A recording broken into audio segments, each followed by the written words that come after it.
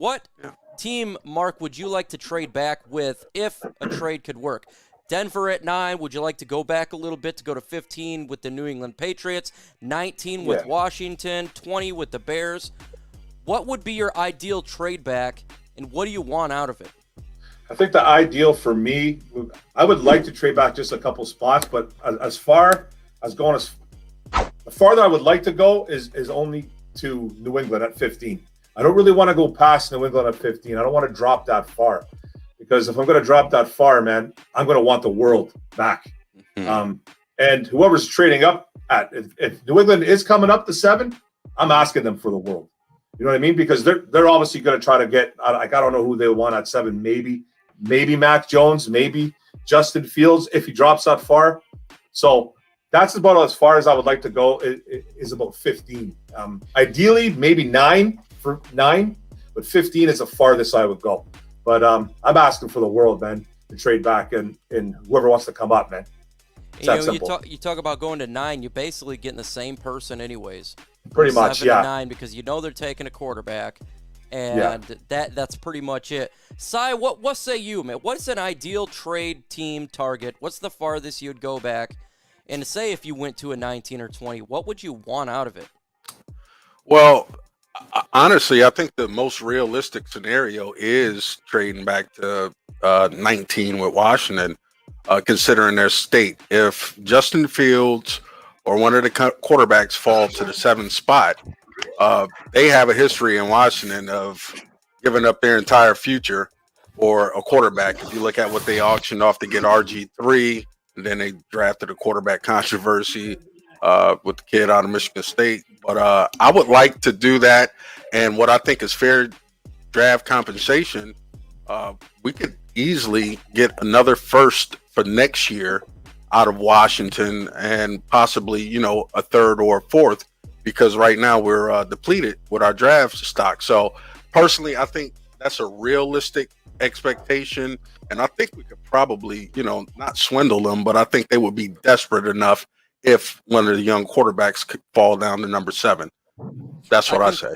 I concur with your sentiment. I think the Washington football team would be an ideal spot, and you could acquire next year's first-round draft pick. And that would give the Lions 3 first-round draft picks next year, and guess what?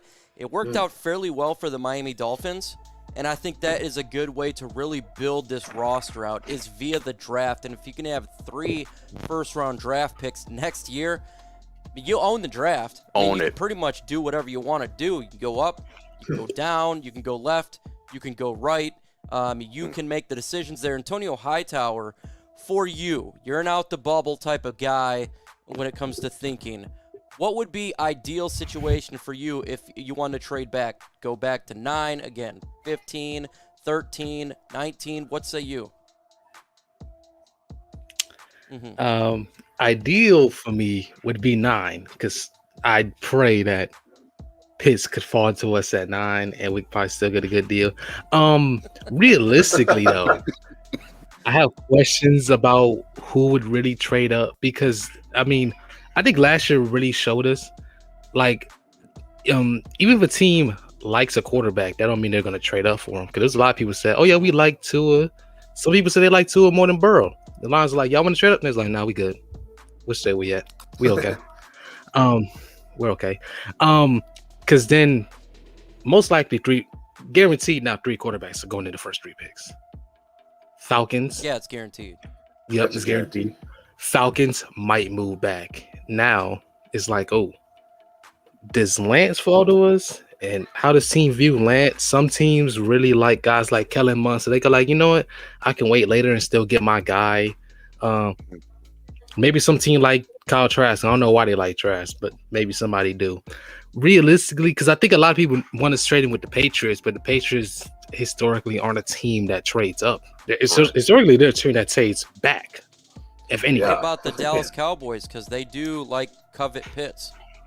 What if fell to 7? If the Cowboys call me up for Pitts, they got to give me at least 2 first. For me to move up for Pitts, they got to give me at least 2 first. I'm like, hey, listen, Jerry, Pitts could might be the one to take you to the Super Bowl, man. This slot of these 2 first, they're not gonna matter. You're gonna have a Super Bowl win. Because if he wants Fitz from us, oh yeah, he got to slide me some real draft capital.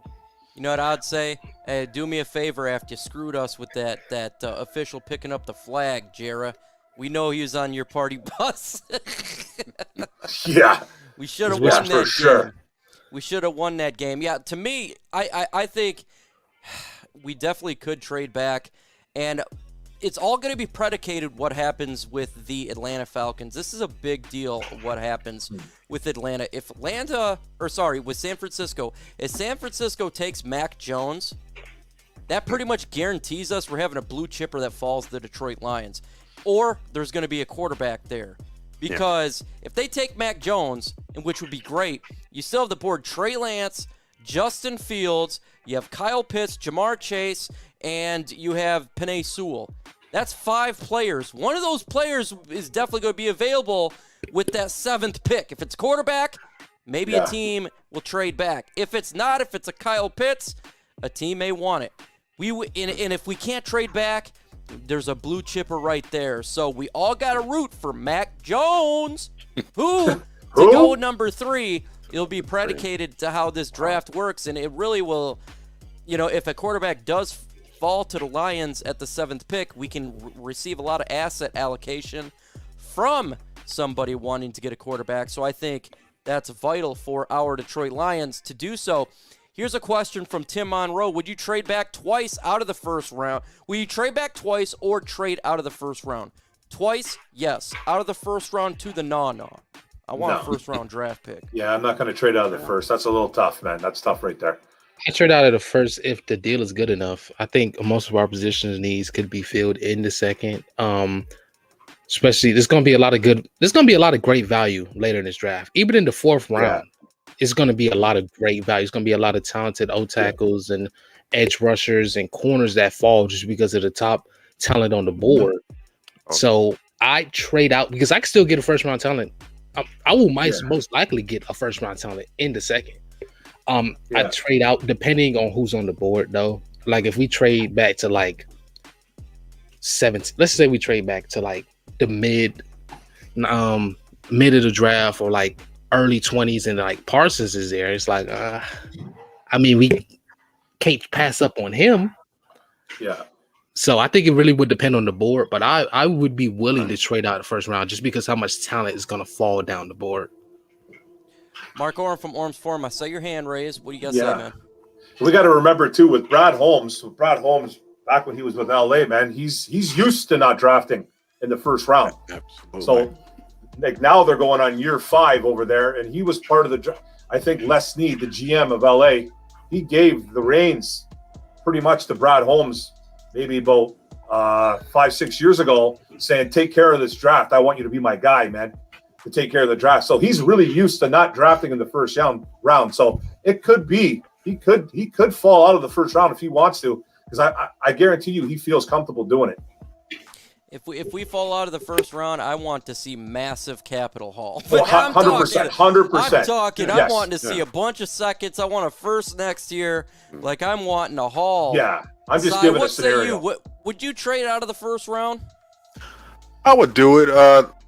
Pretty much like everyone else said. I mean, if the price is right, and just looking at the board, depending on, there's always someone who slides into the second round. So it just really depends. Like we said, we have to get a lot of capital back.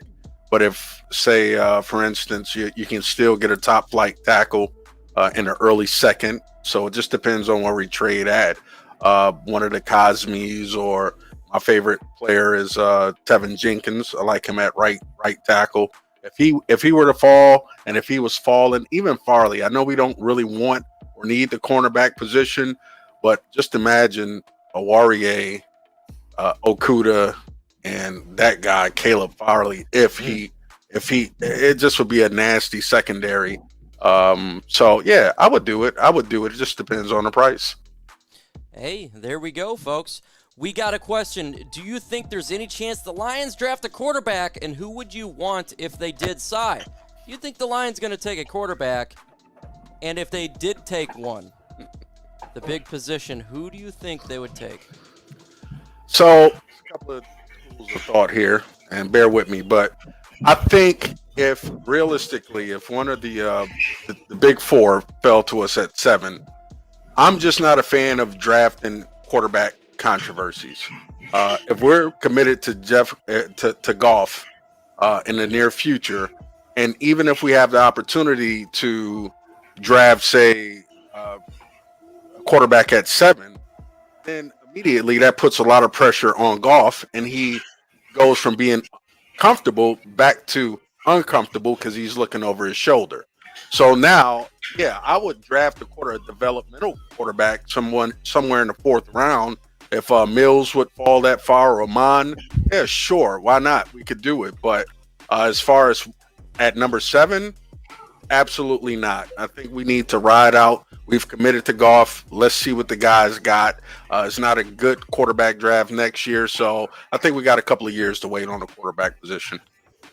And that's I totally get it for sure, no doubt about it. And I do think they are committed. I think a lot of this stuff is smoke when it comes to the quarterback position Absolutely. at 7, no doubt about it. They're just trying to get the best that they can, but you never know just because of Brad Holmes, and that's vital. I made a video about how it's vital not to know.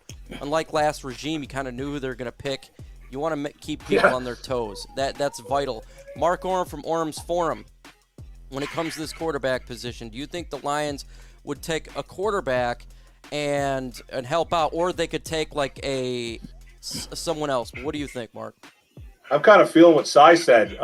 Why draft a quarterback right now when you just, you traded for Goff? I know it had a lot to do with the contract, but apparently they asked for Goff in return. Right? But still, in my heart, I think everybody kind of feels the same thing, that he was kind of, I don't want to call Goff a throw-in, but we got those 2 firsts and a 3rd because we took on a lot of that contract. And but why draft for a quarterback controversy? Like, why? He's only 26, Goff. You know what I mean? And besides, I wouldn't want to draft a rookie, and I would not want him to be thrown to these wide receivers that we have going out there right now. We don't have a good wide receiving core, man. And if anybody thinks we do, you better go look up those stats, man, because they are not good. That wide receiving core scares the heck out of me, and I wouldn't want a rookie to be throwing to that right now. Not right now. And there's no point in drafting a quarterback and having him sit behind Goff and then causing a stir, because Lions fans will be all over this, and they will pressure. I'm not saying they're going to pressure Dan Campbell into making a move, but it's just they will be calling for Goff's head, and there's just no point doing that right now. We're not at that point. We need to fill up some positions before we do something like that.